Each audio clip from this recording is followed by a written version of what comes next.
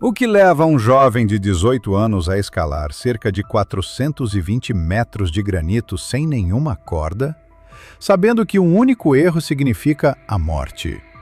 Grant Cline havia fugido do Texas.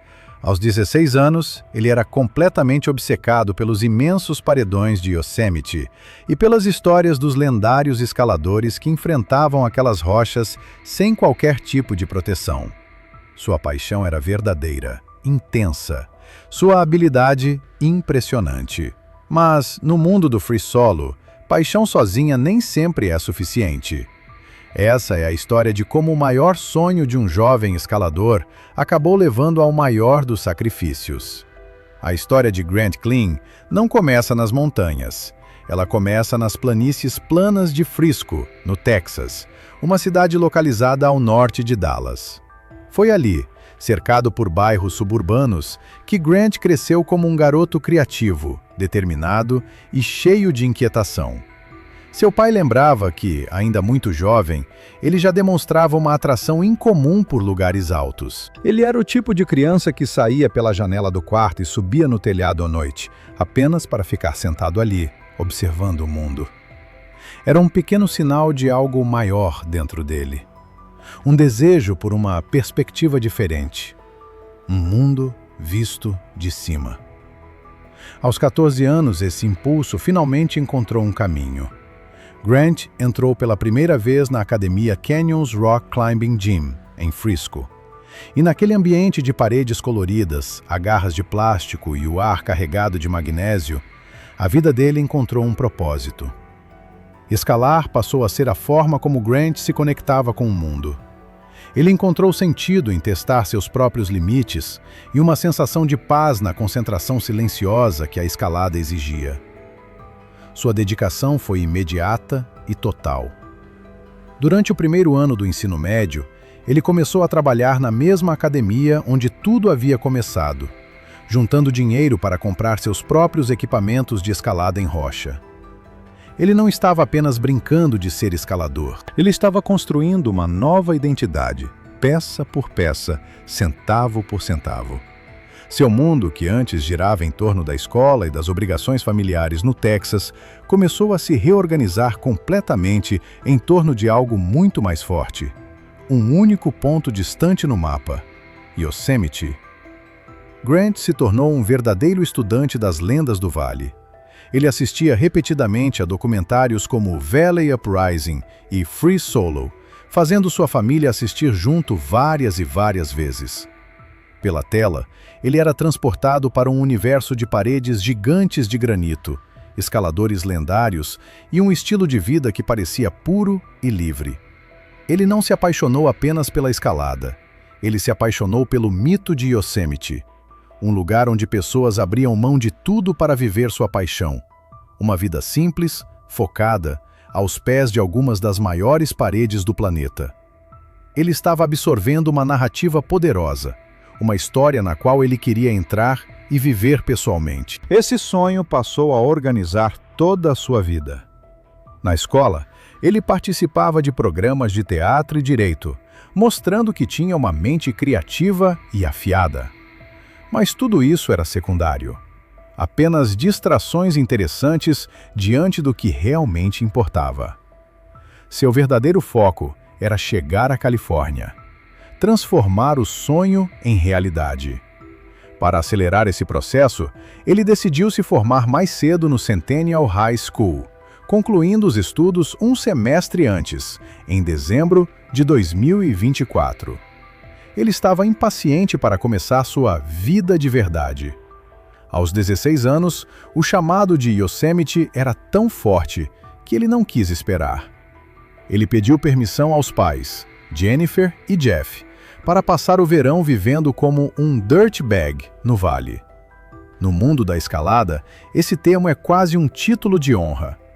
Define um estilo de vida de dedicação extrema, onde escaladores vivem com o mínimo possível, em barracas, carros ou até cavernas, para passar todo o tempo escalando.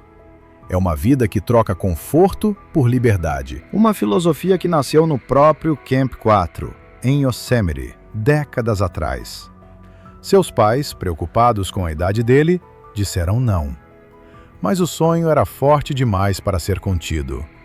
Algum tempo depois, Grant simplesmente fugiu de casa e foi direto para o vale. Seus pais, desesperados, tiveram que usar o aplicativo Find My Friends para localizá-lo. Foi uma demonstração clara da intensidade do seu foco. Ele estava disposto a quebrar regras para chegar ao lugar onde acreditava pertencer. Ironicamente, esse mesmo aplicativo, que um dia serviu para trazê-lo de volta em segurança, mais tarde teria um papel completamente diferente e trágico em sua história. Quando Grant finalmente teve seu primeiro contato real com o granito de Yosemite, ficou evidente que ele possuía um talento natural raro. Até então, ele só havia escalado em paredes artificiais e não tinha experiência com equipamentos de proteção usados em escalada tradicional. Um escalador experiente chamado Misson o levou para uma via em fenda e preparou uma corda para ele. Mesmo sendo iniciante naquele ambiente, Grant se saiu incrivelmente bem. Misson ficou impressionado, destacando não apenas a força e o talento dele, mas também sua criatividade ao se mover na rocha. As habilidades que ele desenvolveu na academia se transferiram quase instantaneamente para a Pedra Real. Ele mergulhou rapidamente na cultura local. Outro escalador, Mesum, mostrou como tomar banho no histórico Camp 4, o ponto central da comunidade de escaladores de Yosemite. Ele conheceu veteranos das grandes paredes. Estava vivendo exatamente aquilo que havia visto nos filmes. Tornando-se parte da comunidade que antes só admirava à distância. Mas, mesmo vivendo o sonho, houve um momento que revelou sua vulnerabilidade. No final do verão, ele precisou voltar ao Texas para terminar a escola. Yosemite havia mudado tudo. Ele já não conseguia mais se encaixar na vida antiga. Ele se candidatou a vagas de trabalho para a temporada de primavera de 2025 no Vale, por meio da Aramark, concessionária que operava serviços em Yosemite, e conseguiu um emprego lavando pratos no Lodge. Como havia planejado, terminou o ensino médio em dezembro de 2024. E depois de completar 18 anos, em maio do ano seguinte, finalmente estava livre para voltar ao Vale com a aprovação dos pais. Na viagem de volta para Yosemite, já a caminho de seu emprego oficial, ele ainda fez uma parada de alguns dias em Red Rocks, uma área de escalada perto de Las Vegas. Mas não era a mesma coisa. Não era o Vale. Naquela noite, ele ligou para a mãe, Jennifer. Estava chorando. Disse que, pela primeira vez, estava sentindo saudade de casa. Foi uma breve rachadura na imagem do aventureiro destemido. Um lembrete de que, por trás daquele impulso gigantesco, ainda existia um garoto que havia deixado a família para perseguir um sonho quase impossível. Mas o momento passou. Ele continuou a viagem, dirigindo durante a noite para chegar ao parque. Sua escolha já estava feita. Yosemite era seu lar agora. Em maio de 2025, Grant Klein chegou ao Vale de Yosemite não mais como um fugitivo, mas como alguém legitimamente inserido naquela comunidade. Ele havia conseguido trabalho lavando pratos no Yosemite Lodge. Recebeu uma barraca cabana na área de moradia dos funcionários, conhecida como Boy Town, uma comunidade unida de trabalhadores sazonais no coração do vale. Ele já não era mais alguém de fora olhando para dentro. Ele estava em casa. Em Boy Town, Grant rapidamente formou uma nova família. Seus amigos dali não se lembravam dele como um jovem imprudente em busca de risco a qualquer custo, mas como um rapaz gentil, carismático e muito presente nas conversas. Sua amiga Emily Wall dizia que ele era excelente para conversar. Tinha curiosidade sobre tudo e prestava atenção de verdade em quem estivesse falando.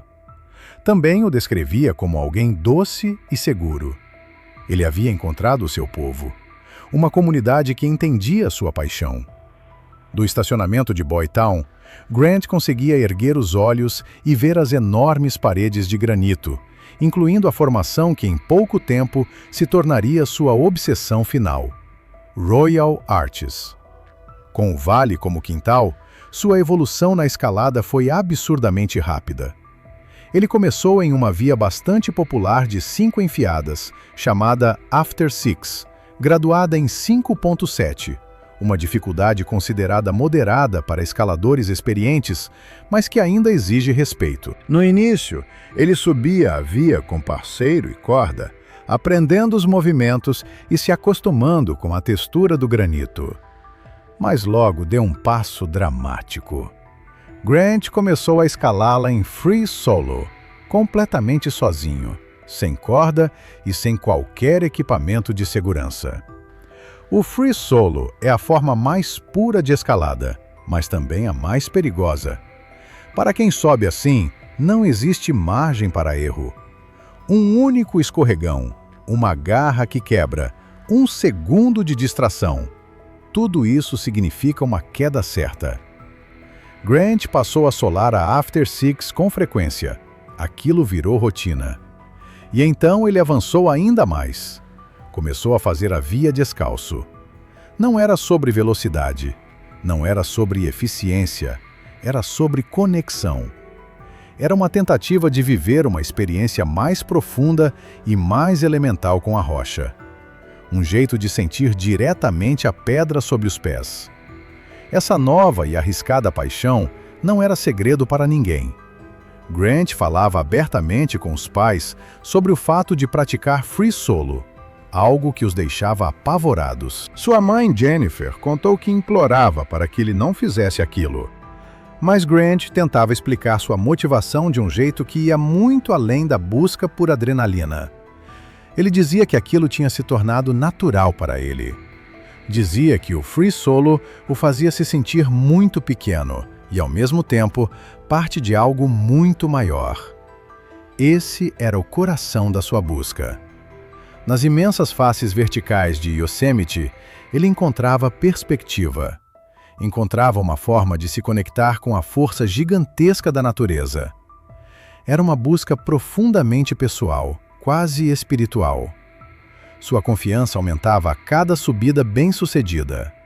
Seu talento natural, fortalecido pela imersão em uma cultura que valoriza o limite, agora era impulsionado por uma filosofia pessoal muito forte. E essa combinação começou a gerar um movimento perigoso. Algo que o empurrava em direção a um desafio maior. Foi então que ele voltou sua atenção para Royal Arches, uma via monumental com cerca de 420 metros de extensão e 16 enfiadas, mais de 3 vezes o comprimento da After Six. Algumas pessoas o viram observando a rota à noite, estudando o terreno.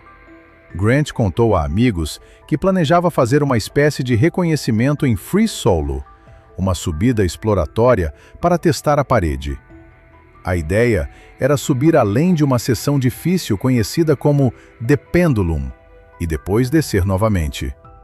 Era um objetivo calculado, mas ainda assim representava um salto gigantesco em dificuldade e comprometimento. Um salto do qual não haveria volta. A noite de 5 de junho de 2025 foi silenciosa em Boytown. Grant Cleany terminou seu turno lavando pratos. Já passava da 1 da manhã do dia 6 de junho, quando ele voltou para a barraca cabana que dividia com o amigo Kelvin. Tentou fazer silêncio, mas acabou acordando o colega. Nas últimas horas antes de sua escalada final, Grant se sentou para ler um livro de Royal Robbins, um dos pais fundadores da escalada em Yosemite e justamente o homem que dava nome à via que ele se preparava para tentar. Houve, nesse momento, um pequeno gesto que ficou marcado. Para não incomodar o amigo, ele apontou a luz da lanterna para dentro de sua garrafa d'água Nalgene, transformando o foco forte em uma iluminação suave e difusa. Foi um gesto simples, delicado e atencioso. Uma última imagem serena daquele jovem cuidadoso que seus amigos conheciam. Em algum momento depois disso, ainda no escuro antes do amanhecer, Grant deixou a cabana. Ninguém o viu sair. ele caminhou em direção a Royal Arches, uma formação gigantesca de granito que sobe desde o chão da floresta em curvas que lembram ondas de pedra. A via é histórica e complexa. Um percurso vertical de cerca de 420 metros, aberto pela primeira vez em 1936. Ela começa por uma chaminé polida e escorregadia. Depois serpenteia por uma combinação de platôs, fendas e paredes inclinadas.